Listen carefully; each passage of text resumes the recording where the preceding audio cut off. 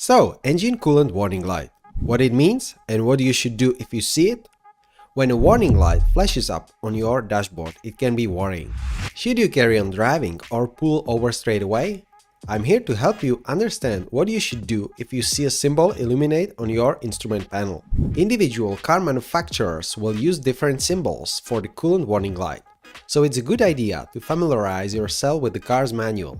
Most cars will also show a sign of low coolant by flashing up all of the warning lights briefly when you turn on the ignition as part of a test cycle, so you may be able to spot it then too.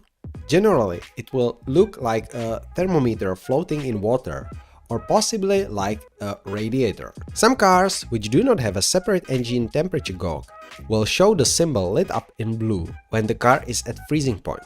This is nothing to worry about.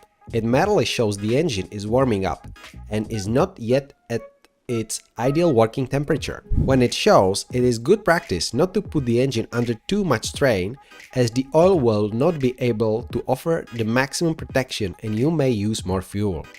The light may also show amber, which means the car coolant level is low, or red, which means it is below the minimum or the car is overheating. In any of these cases, you should pull over as soon as it is safe to do so and check the level of the car engine coolant manually. If you are not confident doing this yourself, call your breakdown provider for help. So, is it safe to keep driving if my engine coolant light comes on? If the light is red, you should pull over as soon as it is safe to do so and switch off the engine.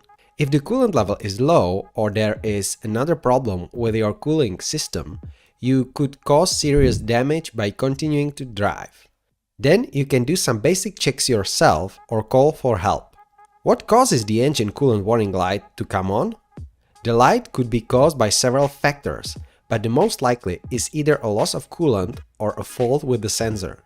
A coolant loss could be caused by a leak somewhere in the system, such as a split hose or a hole in the radiator. You might be able to see, hear, or even smell this when you open the bonnet. If there is no sign of a leak, have a look at the coolant tank. It will usually have a bright yellow cap and a picture of the radiator. It's important that you don't get it confused with the brake fluid reservoir. The coolant tank is generally going to be bigger and should have symbols and warnings on it to help guide you.